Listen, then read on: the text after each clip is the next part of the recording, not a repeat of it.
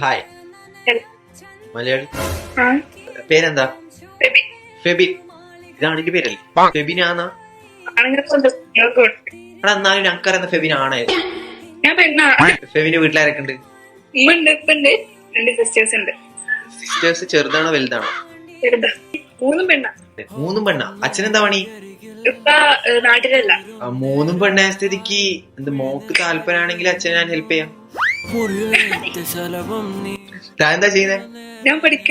എത്രയില്ല? S degree +2 അറിയില്ല പറഞ്ഞേ.